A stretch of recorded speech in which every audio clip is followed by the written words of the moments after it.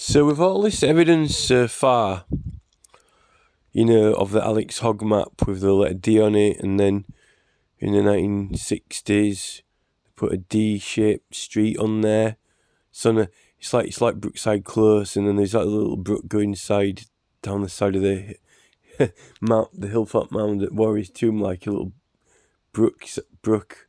So it just all the evidence I've got, all of it, the whole thing.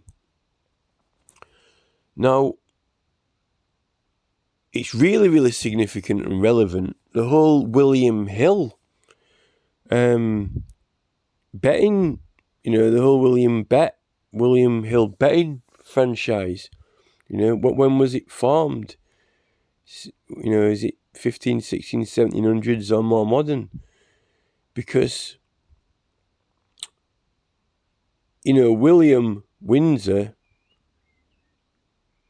when you think of the Queen and Elizabeth, I always think of the word Lisbeth, put a bet on. It's like William Hill, the bookmakers. It's like Wills, isn't it? It's like William, Prince William. And then it's like, it's William Hill. It's like they're all his hills, or he's the, it's like, Charles is the Prince of Wales and it was the Duke of Edinburgh. It's almost like Will's Hills, isn't it, But then since I've been thinking about Warrior's Tomb, I've actually just thought this morning now, I kind of thought, well, what do they call the bookies? It's bookmakers making a book, writing an account in a book, and it's like turf accountant. And then I'm thinking of, well, that mound, it had that old tramway going out to it, and then they really wanted to build it up around that area there with the cinema and everything, and there were some betting shops on there. But then I was thinking, well, what is the main important thing about that hill fort is we need to get the archaeology from the top to know what was on there, what was there a village on there, and what evidence is there of it on there. And how you do that is from the turf on the top. So the turf would be really valuable. Now, when Varley was excavating Castle Hill, I mean, before 1960, you could go on there and people said they were playing on there, but they were growing crops. So when you're growing crops, it was a crop field, apparently, the farmer had it for, even though it was up on that 40-foot high field. So you wouldn't be able to really look at what roundhouses there were if he was growing crops on there. And then there was meant to be a pig farm somewhere around there. We don't know exactly where. Well, you probably do if you look back and find it. But I know I spoke to a woman myself. She said that she played on there when she was little, right? And it was farmer field. Now, I need to read the Varley excavations again because I read them, but I don't really take too much attention to. He does mention that mound, so I'm told. But when I was reading it, I was really focusing on the Castle Hill bits, not on the other bits. So I need to check on that, on his account. But war broke out. A war broke out when he was excavating Castle Hill, right? And then he didn't finish till the early 70s. So apparently those houses got built in 1960. But if he hadn't finished excavating Castle Hill, he surely couldn't have done proficient excavations at Warriors. And, it clearly is some sort of big enough for occupation. And if they call it Warriors Tomb, it does look like a tumulus. So it's some sort of... It's got some significance. If they're still saying, we don't really know what... They're claiming they don't know what Silbury Hill's for. They're still saying, we still don't exactly know what it's for, but it's... So why are you taking photos of it? Why is it in every ancient site book on the planet? Why are everyone on Facebook groups uploading more photos of it than any other site in England? People go there to, next to Wayland Smithy. It's very old, but so is Iron Age Hill Fort at Castle Hill. The age is... It was shaped and used for significance. Now, but they're still saying, we don't exactly know what it's for. There's not much space on the top of it. It's quite small. It's some sort of symbolic thing, but they don't want to You know, they don't want to, just because man made it, but he could have made it for what? You know, they don't know. He made it so what? Well, that Warriors mound, it looks shaped, but it's not. You know, it's a natural mound, but it clearly has had some sort of work on it. But just because it's not perfectly round tumulus and 100% man-made, you know, it's old. Why go building it? It's got some significance to Castle Hill, the group together, heritage site.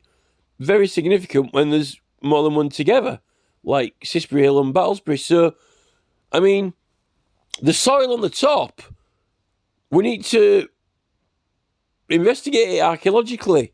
But they've sealed it off, blocked it off, and they've blocked view out, so you forget about it. Now, the turf is important. So, to get an account from the turf of that, what are the odds that we're going to get an account from the turf on that now that they've covered it up? You know, when you go to William Mill Bookies and say, I bet you 100 to 1, you know, or 1,000 to 1, or 500,000 to 1 that you're not going to get any archaeology on there because I fucking permanently sealed it off forever. Well, you want to put your fucking money on the table and we'll see what happens. You know, what are the bets that Dalton and Waterloo are going to end up back rewilded in Forest again with a Cub Scout camping? Dib, dib, dib, dab, dab, dab. A bit of building here. Dib, dib, dib. Kirkwood Hospice here. Kirkwood Hospice there. Dib, dib, dab, dab. Bowling club here. Bowling club there. Dib, dib, dab, dab.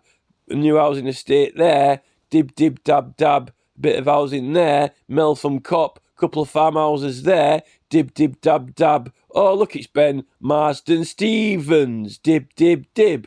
Dab, dab, dab. Dob, dob, dob. Where are the planning notices? Did anyone see them? Dib, dib, dib. Dob, dob, dob. Here's a couple of signatures for a petition. Dib, dib, dib. 2. Dib, dib, dob. 10. Oh, is anyone going to sign this or what? You know, please sign. Dib, dib, dib, dob, dob, dob. Oh, there's another 50 signatures. Oh, Andrew Cooper's doing a lot better than Bernard did. There's 500 there. Dib, dib, dab, dab. You know, this is it. Turf accountants, place bets. Place bets on that site gets proper archaeological investigation or whatever, you know, without it actually being dug. Some sort of proper scan, if they can invent one, you know, without being it's already been ruined anyway. Like, you know, half at sites they ruin them because they dig them up when they should have religious site protection, you know. Oh, look, here's some buried people, ancients. They made them a really nice monument to protect them for the spirit ancestors. Oh, there's an archaeologist. Oh, look.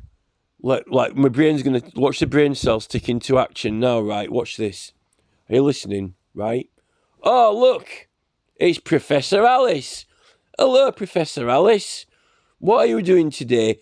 Well, I'm going to dig, dug a site up. Who for? For me. So I can find bits of bones and things. To be really clever and educate the planet and learn things. Well, get this, Alice, right? You can do that on the hill fort. Dib, dib, dab, dab with your hill fort, right? Dib, dib, dab, dab here. Dib, dib, dib, dab there. There's Hadrian's Wall. Dib, dib, dib, dub, dub, dab. There's a burial site of ancient ancestors that were put there to protect them. Right? It's a religious site, Alice. United Nations protection. You don't even fly aircraft over, right? It's like a grave, right? It's there, not for, we know when it was put there, we don't need to, investigate it because, look, there's Oliver Cromwell's bones. Oh, look, they dug them up and are dragging them around with horses and carts, horse-drawn and quartered in multiple pieces, even though he was already dead. Is there no respect for the dead? Right. Those long barrows are protected under United Nations religious sites, right? So get your shovel, right, and stick it where the sun doesn't shine on a sunrise and summer solstice. Stick your shovel under a tunnel, right? Under a stupid car tunnel that wasn't there in whatever BC, because they didn't even have tunnels BC. So they never talk about having the area exactly as it was in BC. Stick your shovel in the tunnel, right, and leave it there. Stupid archaeologists. No respect for anything. Freaking turf accountants. Bookmakers. Oh, it's Chaz P. Hobkirk. He's writing a book. He's making a book. He's a book maker. He's writing an account. He is a very steep mound. How unusual. Very odd, covered in trees, but the top is bare.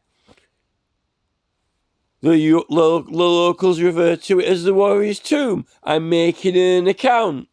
Oh, there's Kirkwood Hospice. I'm Hobkirk. There is Haig. He built some houses. The Brig House. Haig House. You know. Oh, look, now a lot of bookies have popped up. Bookmakers, turf accountants. That's significant to something. Oh, William Hill. Lisbeth. Wow. Now, let me think. Let's write off some more heritage. Right then, I am the head of Oxford University, and I'm going to tell you how this is going to be. Students, learn something. Now, I know you are clever and have somewhat amount of intelligence, so let's admit the obvious. Archaeology is, unfortunately, destructive in nature, but we're going to have to curtail it as much as we possibly can, but there's going to be substantial damage, unfortunately, to not my heritage, because I'm not from this island.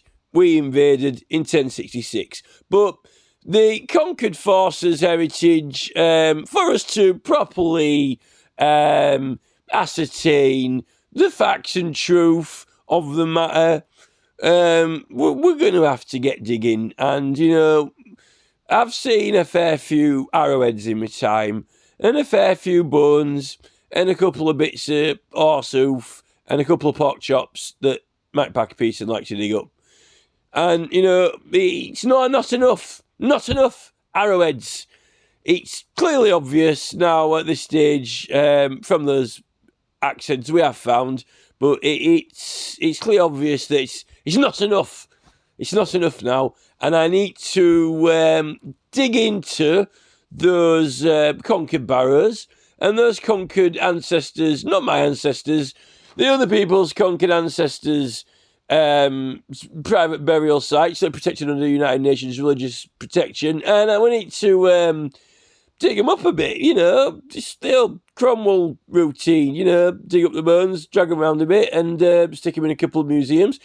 Then, you know, we'll have them here, we'll have them there, we'll have the exhibition in Edinburgh, and then you can drive to Stonehenge for another exhibition, and then we'll send them over to London. You know, don't leave them on the site. Here's a site, here's a religious site. Here's the recumbent stone circles. Go up and see them. Come up and see me sometime. You know, it's if you really want to see them, this is the place where it was. This is the magical place. Go and see it. You know, I'll dislodge the. I was about, take a couple of jewels out of the crown.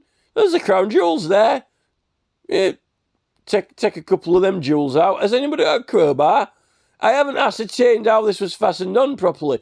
To correctly investigate, for, research purposes, how these jewels were fastened in that crown, I need to pull a couple of them off. I'll get a crowbar and pull a couple of those jewels out of the crown so I can properly investigate how they were fastened on. and then we'll glue them back on again. But then I might have to send some up to Edinburgh because I'll put them on display. But then there's an exhibition in Devon, so I can send the crown to Devon, and then we'll send the jewel studs up to Edinburgh, and then they can both have an exhibition at the same time. Save them driving to Tower of London to look at them, because why would you want to see them in the Tower of London? Because that's where they're meant to be, so that's where they keep them. But we'll send them up to Edinburgh. A couple of jewels up Edinburgh, and we'll send the crown bit to Cornwall, Tiverton, or whatever, Pilkington, whatever. That'll do. Something like that. Be careful though. Be careful. These are old things, very old things. Very very old things. Well, actually, they're not that old, are they? Really, there are older things like Cromwell's bones and Mike Parker Pearson's pig bones that they found at Durrington Walls. They are older than the crown jewels, believe it or not. Especially if they were, being prize pork meat in 2000 BC. Anyway, no wonder many bookmakers opted for the euphemism turf accountant. Inside the betting shop in the 1960s, the 1960s, that's exactly what I'm thinking about. This turf was covered up. A mesh grill would guard a formica counter behind which the bookie would sit smoking. Why are bookies called turf accountants? Our national love affair, a history of the betting shops. Stan Hay explains how bookmaking went from wages in the back streets to pleasure places in the high street. Hey, look, it's like Peaky Blinders, isn't it? Sign up. Depending on your point of view, they are either the equivalent of the wardrobe through which you enter a Narnia of wealth and enchantment, or Dr. Callaghan's cabinet full of horrors. The disturbing visions, the farmers presenting 41 million winning 8 Oscar later, fed. Oh, it's one of these stupid. Here we go. If I wouldn't be able to read them.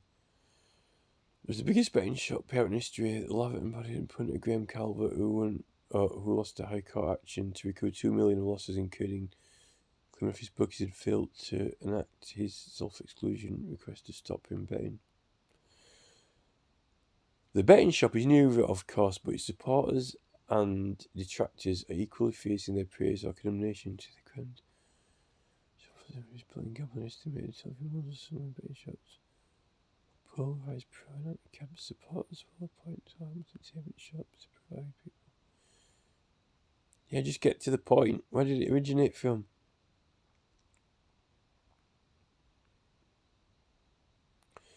An element of this constituency was also infuriated by the recent opening of betting shops on Good Friday for the first time, even though there was no reason to put its head together. The prohibitionists and religious observants had lost the battle, for with the global reach of shops and betting websites, gambling in Britain is now 24-hour activity. Well, it now is. Right, here we go. When betting shops were legalised, on the 1st of May, 1960...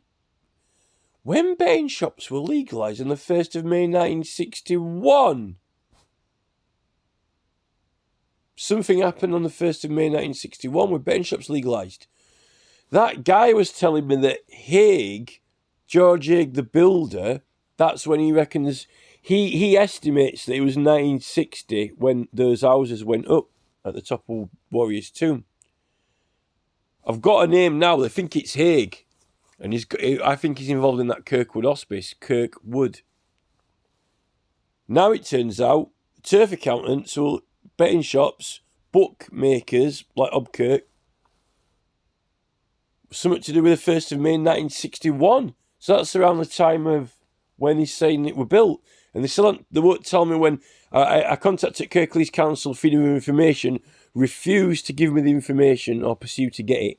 So I made a petition with just me signing it, because there is really no. It didn't really matter how many people sign a petition to a council. They decide whether they're going to do what you request, and they could do it. I petitioned them to tell me when the houses were built and confirm that it was egg or not. They haven't got back to me yet. So, that's when they were legalised. So they weren't legal. So they were illegal before 1961. There's something to do with Kes, isn't there? That whole thing to do with Kes and the betting shops with Jed. You know, it's going to be set in the early 70s or late 60s, isn't it? When I just read that, then I thought that they were illegal. They were legal, but then it was made illegal, and then it was made legal again. I was kind of thinking of the alcohol prohibition in America. You know, when they made alcohol illegal for a certain period, I was kind of thought it might have been like that. They were made illegal, but then legalised again. So maybe it wasn't legal at all. What about all the cockfighting off? Well, I think those cockfighting rings were illegal, weren't they? Weren't they underground or something? But it wasn't really a betting shop. They held them in pubs, didn't they? They held the cockfighting in pubs, like in the attic, and then when the police were coming, they had to, like, you know, sort of whistle for the police or whatever. Because I've been to, was it Darlington or either Darlington or Durham or somewhere in old cobble streets, and it was one of the pubs that I've been to. One of the pubs where they used to have illegal cockfighting up in the top.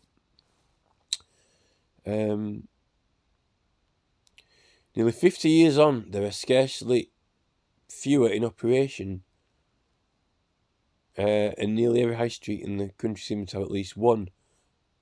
Most of them modernised and respectable, standing checked by Jarwin, the butchers, chemist and building society branches, like it or not, the betting shops are now an established facet of the British landscape. I climbed the rickety wooden stairs to Jack Swift's first floor betting office. So that's like going to a cockfighting thing, isn't it? In the Dover Street off Piccadilly on that first day of legal betting shops. Wow. So what were they doing then? Taking bets on back streets and just in pubs and doing their own kind of like... It's all what they're doing on Facebook now. They've just set up their own little betting things on Facebook. You know, they set up their own betting groups when you're not meant to gamble on Facebook. In fact, Mark Zuckerberg and Nick Clegg are doing such a terrible job of policing Facebook that they're actually obstructing you from doing something that's lawful, petitioning people for signatures. They're obstructing you with Messenger. You're not allowed to do that, even though the government require you for repetition and high volume. That's what petitioning is, and it's legal. Not only is it legal, it's protected, and you've got a right to do it. Yet Mark and Nick Clegg, the Peaky Blinder gangsters, don't let you do that. Yet they are, and I don't really want to fall out with anyone on the National Lottery, because I got on the National Lottery chat and stuff, and there are a lot of people on there do it, and I don't want to fall out with them or anything. But I will note that it is illegal to supposedly. At least in America, I know, maybe in England as well, to do gambling on Facebook and take gambling payments through PayPal. I think that's pretty much for sure. But it's so rubbish payout on the lottery that they'd rather do it on there, and they clearly out that body about giving to charity, because they've been ripped off by everyone else. All these new, all these garages and places have got skyrocket prices through the roof. You go buy a couple of cans of pop and a sandwich and a coffee, and it's like £7. Like, what? Just ridiculous. Like, we're getting fleeced. We're getting hijacked and fleeced. I was still smoking back then indoors, cigarette smoke, and the place was filled with cigarette smoke. That's like the working men's clubs I remember when I was little. The place was filled with cigarette smoke, but that day of breeze and the fresh air, we were in the lives of British punters. Gambling was being dragged. I think when they banged on that Warriors tomb, maybe it was a bit of reconciliation. Okay, we'll make gambling illegal. I don't know what was going on. There was some cover-up with it. But the war had broke out previous to that, hadn't it? But that was like, it was like 1942, 1950, 60. What was going on with Val? What was happening? We need to find out what was going on. And then it's just, I don't really need to read anymore. This is how Channel 4's government betting guru John McKerrick recalls that moment in 1961 when betting shops came into being. Okay, it's not exactly Martin Luther King's free at last. Is this who wrote this? When was this written speech? But it does give a flavour of how Britannia began to loosen her corset from the 1960s onwards. And this first act of social reform came from a Tory secretary, Rab Butler. Never mind Peaky Freaking Blinders. Big bookmakers rushed to open shops and take advantage of the legislation that knocked their street-based competitors out of business. What about the legislation of the United Nations protection of religious sites?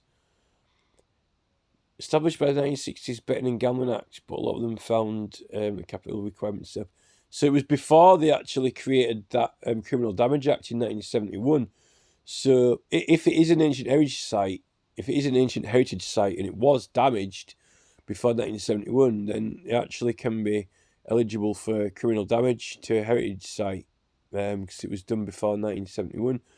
And if there's United Nations protection on religious sites, you've got something going on with that. So if you happen to be Meredith Hughes, Meredith, hello, Meredith. What is your name, Meredith? What is your name? The existing betting firms had run their business for own cost. There's a speed camera as well by that mound. Technical telephone means most famous bookmaker conclusion. John Banks was in no doubt about the whole value of being on the high street of betting shops are a license to print money. Why are they using this Rab Butler, guys? Assistants at betting shops should have dead windows, blacked out or silhouetted with no visible enticements to prospective punters. Butler noted. Why are they going on about Butler now? That in his memoirs, that the House of Commons was so intent on making betting shops as sad as possible in order not to deprave the young that they ended up more like Undertaker's promises. A small personal narrative kicks in here. My father worked for English Electric in Liverpool. The vast majority of the East Lancashire Road that in the late 50s, early 60s employed around 15,000 workers. Hey, that's how many I need some signatures on my petition.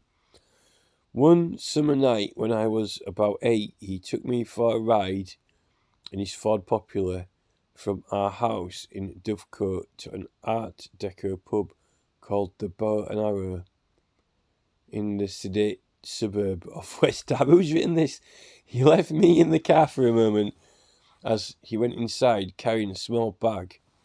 So more cars pull up and more men go inside. Moments later, a scene reminiscent of the Keystone Cops ensued as men fled from the pub, with many of them jumping out the windows. I never did find out exactly what had happened that night, but my guess was that a delivery of punters' money was taking place to a bookmaker when tax officials decided to make a raid. I had clearly been used as a decoy, as no one would suspect a man with a small child in a tow of such skullduggery. The fact that one of Dad's best friends at the factory left to set up 2 betting shops, and for whom he went to work as a settler, the person who works out the winnings of a bet, on Saturdays, convinced me that they had been in cahoots as runners inside English Electric. I should also add that there wasn't a family holiday that didn't take in a trip to a race course en route. What clinched the case, however, was my dad's objection to having a betting shop open for about 10 yards from our house. I can remember him saying, I know the sort of people who will be in there, and I don't want them next door. This element of seediness was assigned to betting shops at birth, some of it willfully imposed by authorities, some of it inevitably inherited from the association of betting with rough behaviour and freckleness. No wonder many bookmakers opted for the euphemism turf accountant. Inside the betting shops of the 1960s were no brighter than their front windows. Oh, this is the bit I wanted to read. What was on that preview bit? Prelude. A mesh grill would guard a formic counter behind which the bookie would sit smoking. The racing pages of the Sporting Life or Daily Mirror would be pinned up around the walls, and somewhere would stand the board man. It was his job to mark up the results and also the prices for races as they drew close to the off, so that punters would take a price if a horse's odds were shortening. The board man and everybody else, for that matter, got their information from the blower, a wire service from Excel which relayed the prices from the racecourses and added a commentary. Once the off was called, punters stared up at the speaker, imagining themselves to be out of their dull urban world and away from the fresh air of a countryside racecourse.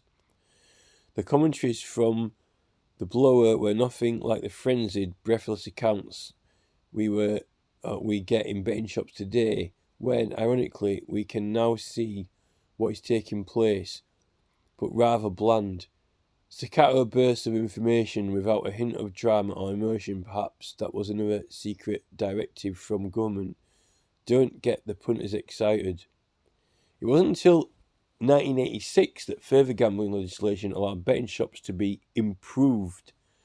The provision of hot drinks, albeit from a machine, brighter interiors. Oh, I hope it's those tomato soup machines. I really miss those for 20p. Don't see those anymore, do you, anywhere? It's all like $2.50 for a coffee, and you put banging weight on with the milk, and it's sucking calcium. Oh, there's plenty of calcium in that milk. Oh, yeah, well, protein is sucking the calcium out of you. Where's me nettle soup? It's like 20p soup machine. Oh, there's a nettle soup. Nettle soup, turtle soup, turtle soup, turtle soup. It's like on Alice in Wonderland, is it turtle soup? Alice in Wonderland, turtle soup, turtle soup, turtle soup. They had some like turtle-looking creatures on Doctor Who last night, and that Jodie Whittaker, Doctor Who, the sea devils. Turtle soup, turtle soup. Where's my tomato soup for 20p from a machine? It's been stolen from my life. Elon Musk, can Elon Musk bring back the 20 pence soup machines to the world? Him being the richest man on the entire planet, he could make it happen, and we'll compete. Let's have a fair contest between Costa Coffee and the tomato soup machine. And some factories have those. Well, it's not. Maybe, how long is it? About 2 years, a year or two ago, probably 2 years ago, when I last had one of those. Because I went somewhere that had one actually in Royston over in Barnsley, I think. Versus, swimming baths. The swimming baths. It's funny, turtle soup. That's where I used to have them in the swimming baths, and they went under the sea, didn't they? It was actually about ships and sea. That's not true. Swimming baths, turtle soup, swimming baths, turtle soup. Costa versus 20p tomato soup machine. Let's see who wins. I put my money on that tomato soup machine. I put my money on that tomato soup machine. If you put it in there. And they're not going to be fleecing you on that one and making loads of money out of you. And you probably lose more weight than what you lose having those Costa coffees. So probably wanting to put weight on. Starbucks. Starboard, turtle soup. It wasn't until 1986 that further gambling legislation allowed betting shops to be improved. The provision of hot drinks, albeit from machine brighter interiors with seats for comfort. And, best of all, television pictures from the racecourses. That's the first thing they bang next to the Warriors tomb, isn't it? Like cinema, old-fashioned cinema. Yeah, don't film this place. We'll film other places. This is the place to make a movie. Get Spielberg in. Oh no, just a minute. Bang a cinema there. Block the view off to it so Spielberg can't film it, and then just go watch movies of other places. And then make sure all visual access is blocked off. So then you definitely can't film it. Can't film Harrison Ford flying over it in a biplane. No matter how much. When you put the bets on that how about this? Spielberg and George Lucas decide to use Warrior's Tomb in next. Well, I won't say Disney because Disney, get Mickey Mouse, Fantasia, get Mickey Mouse cleaning up, Fantasia. I think Disney are dark and sinister. They are like the dark and sinister Scientologist cult of the Force that really is taking over the planet for not the better and pretending to be the candy that's really rotting your teeth. Disney and Warner Brothers, army of lawyers and slick-head-back mavericks are the Wall Street Journal of children's television, political correctness, anti-free speech. Where's Mickey Mouse, Fantasia? Fantasia, clean up the mess, Where's George Lucas and Harrison Ford? We're going to film the next Tropic Thunder. We're going to film. I'm scouting out. There's Ridley Scott. There's Ridley Scott. Hello, Ridley. We're scouting out for a film set. How about Warrior's Tomb? We just, do up a bit. Well, I need to move a few houses. Them houses are going to have to come off the top for a minute, and then put me, where's my Warburton's bread? Where's my Gold Hill? Oh, there's Gold Hill. Hey, Ridley, there's Gold Hill. I would go down that. Let's have a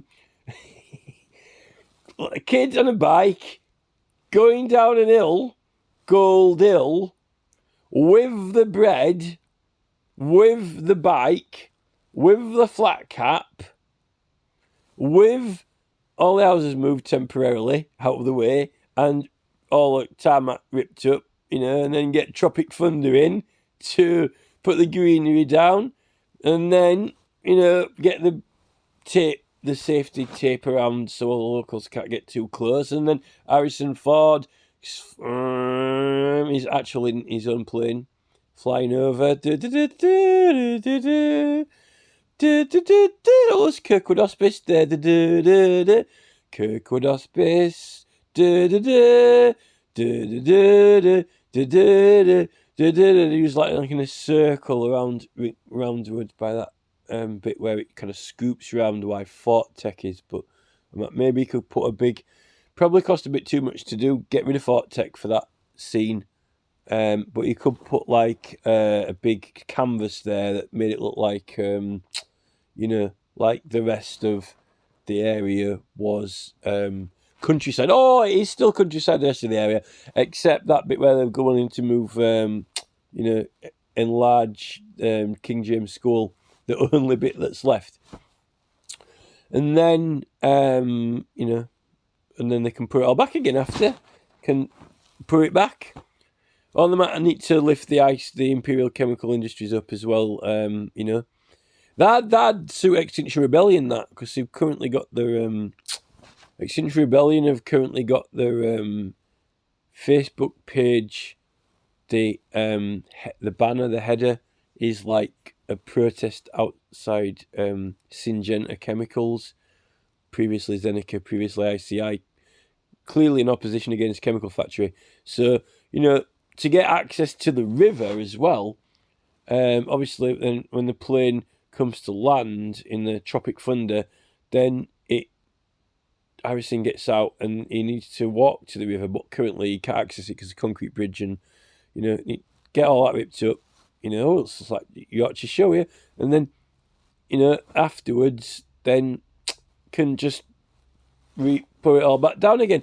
I think Elon Musk could finance that film, Because apparently, even if Bezos could finance it. Apparently, even if he spent, even if he tried, apparently he couldn't spend all the money that he's made in a lifetime, even if he tried. Apparently, but he wants to spend it on the big cock rocket. He wants to spend it on the big cock rocket going up to space. So it's like Elon, can you fund this film? I've got a great idea for a movie. It's called, it's a bit like on Red Dwarf, when they rewind on Red Dwarf, when they rewind, they go to the rewind land and everything goes back to the future. Like rewind and then speed it up, so they'll screw it up, and all those bets that you lost, and all those lottery tickets that you lost on the lottery. Oh, damn, lost. Diddle, diddle, diddle, you lose. Like all those lottery tickets that you...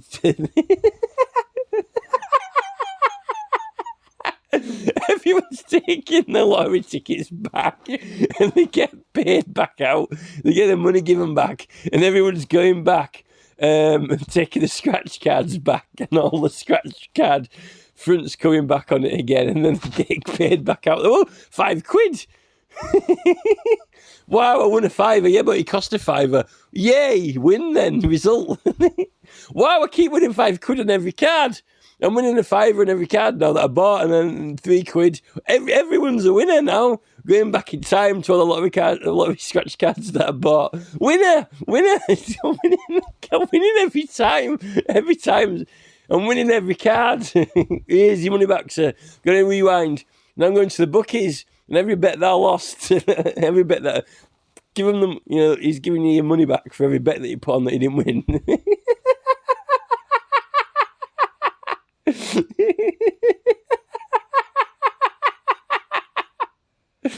And then that would be quite funny. That would be a cool mashup between Red Dwarf, a bit of comedy, with the Tropic Thunder. Maybe you could even have Will Smith in this film, and he could slap that Tropic Thunder guy.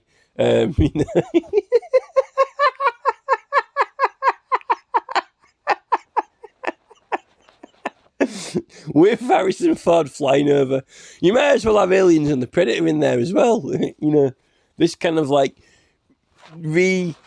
prehistoric vegetation around the Warriors' Tomb back to the river. It's like Dalton section. It could be a good film. This it actually could be. It probably might pay for it. If it was a box office hit, he might even recover that money. So Elon Musk and Bezos could invest in it. And I like the whole Amazon part of it as well.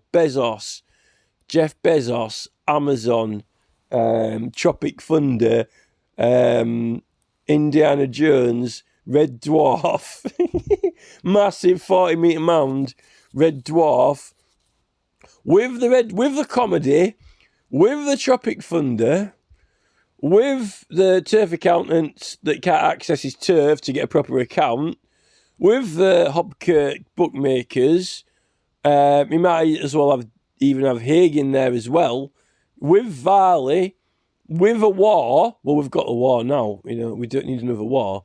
With all the people complaining and grumbling that, why so sad? With the Joker, with the Joker, we might as well have the Joker in there as well.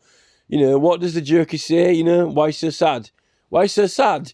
I live in Dalton. Why so sad? Why so sad? They're ripping it all up, and after they film this movie, then they're gonna put it back. And well, you might as well build them some better houses now with nice greenery in between, up on the hills higher up. This is it. But keep on buying your Amazon books. Kindle, Amazon, Tesla, whatever it is, Turf Accountants, 1960, Varley. Just, it's comedy, isn't it, at the end of the day? But I don't think anyone's laughing. Well, they are when they're watching Red Dwarf. What's that on your face? What's that on? It's like somebody's got What's that there? That's a Warriors tomb. What's that? It's a Warriors tomb. It's like Fort Tech. Oh, look, there's a big Morrison's with 2 massive clock towers on at one side. That's odd. Why have that? What does that mean?